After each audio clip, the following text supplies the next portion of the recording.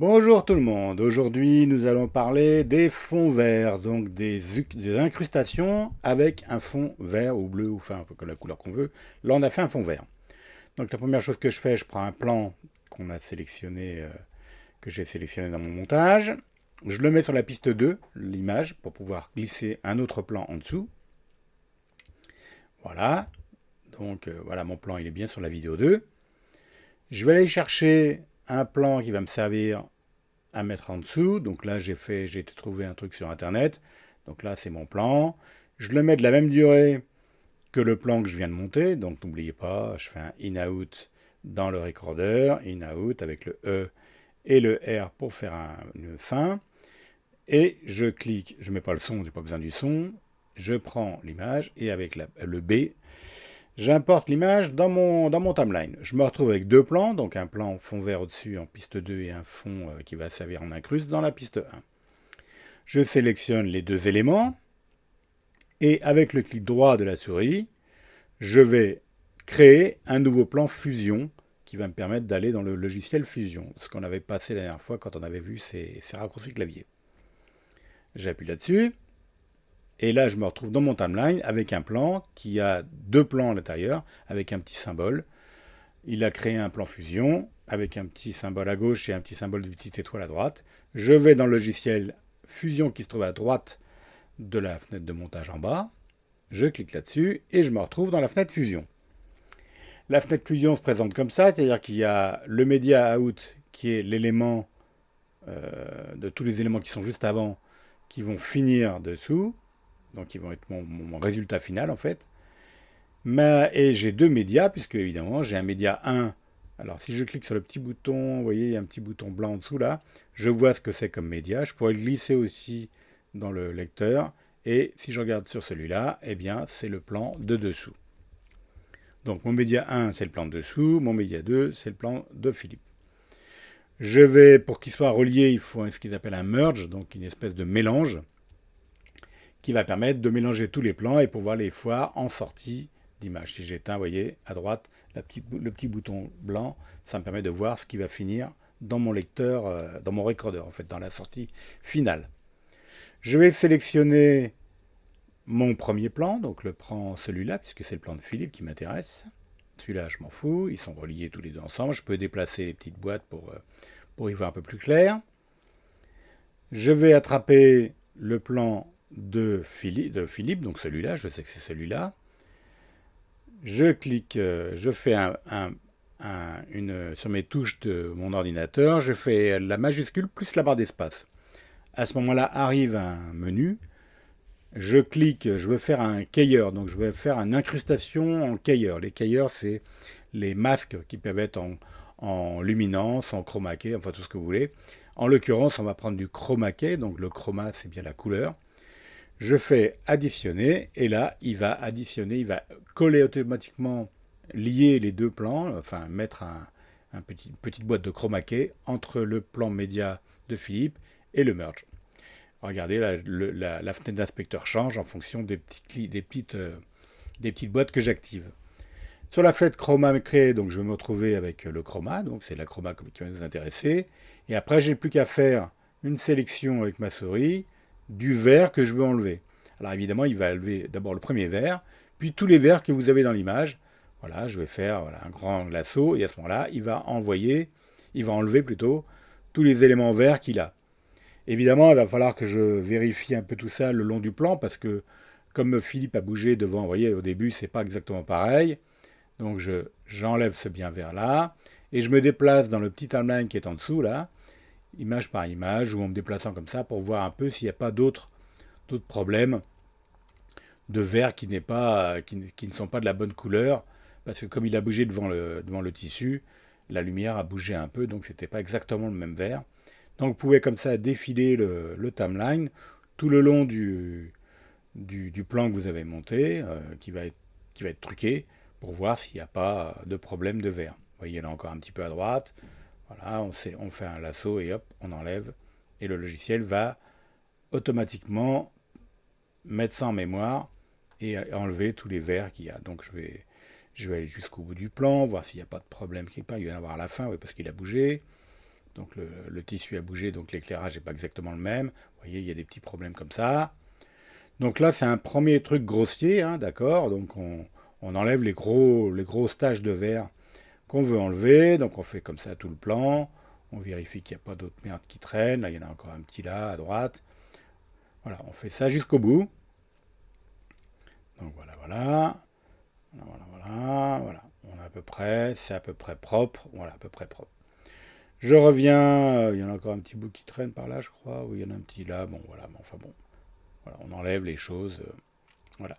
Par contre, si je regarde maintenant en grossissant l'image, on voit que le verre est enlevé, mais vous voyez, il y a encore des petits bordeurs verts sur les bords de sa chemise, parce que c'est pas très très propre.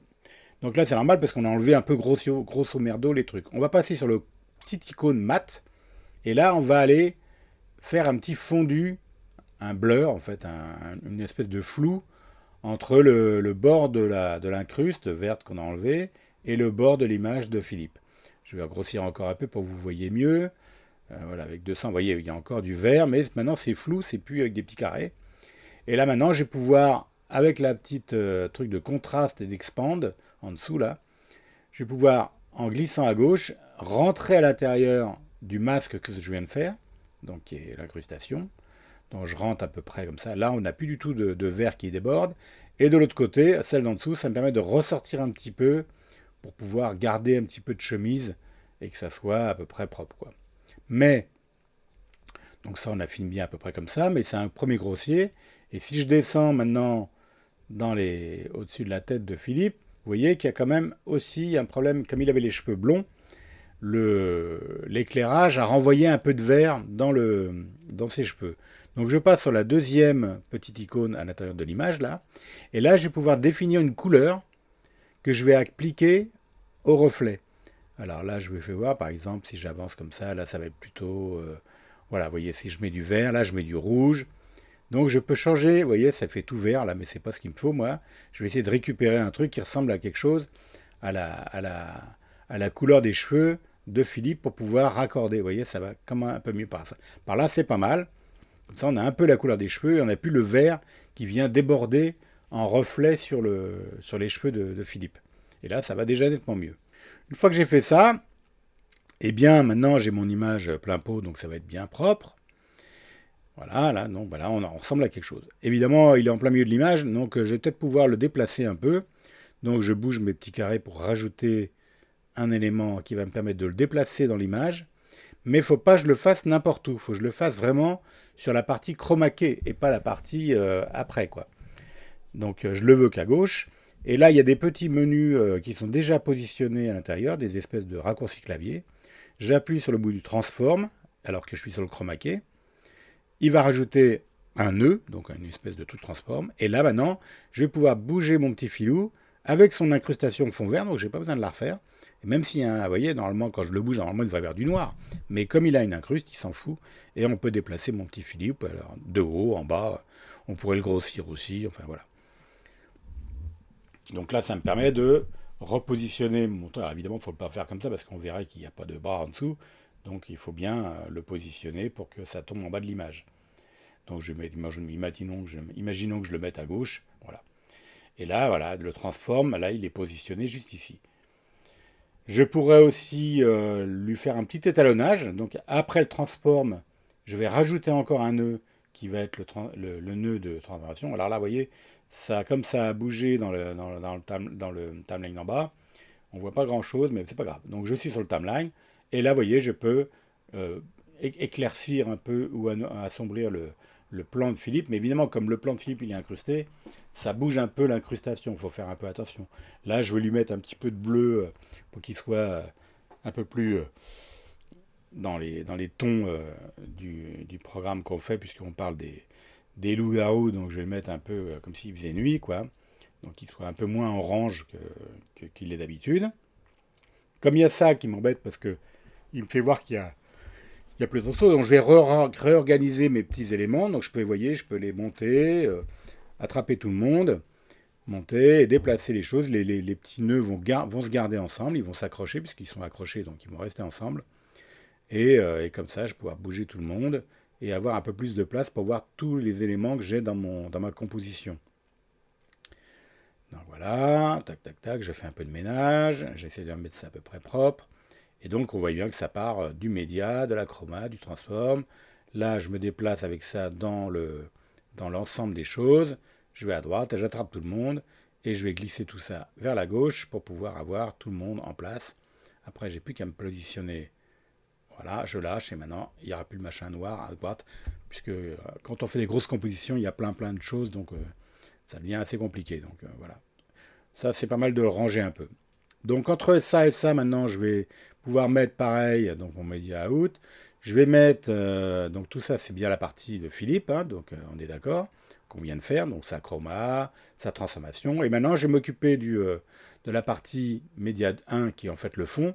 Et pareil, je vais pouvoir lui mettre une couleur, donc changer la couleur du fond, puisque, hop, voilà. Et maintenant, je peux, en cliquant sur le petit truc de couleur, je peux changer le fond et le mettre dans les couleurs que je veux, en bleu si je veux, pour que ça raccorde un peu plus, ou que je fasse un peu ce que je veux, mettre du noir et blanc si je veux.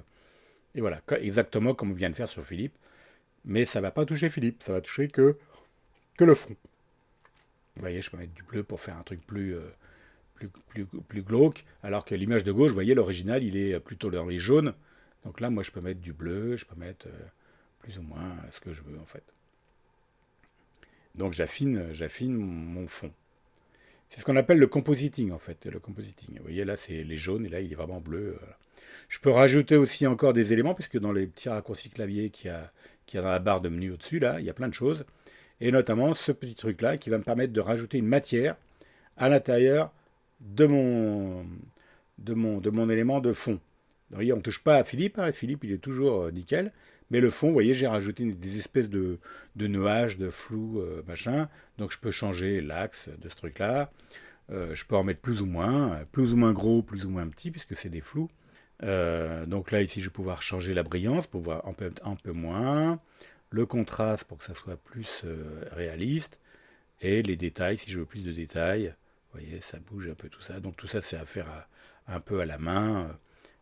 En mettre plus ou moins dans le réduire ou le grossir si j'en veux plus.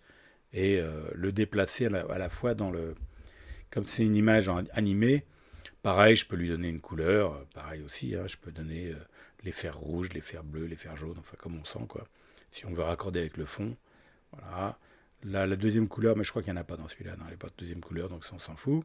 C'est quand il y a un dégradé, ça j'imagine.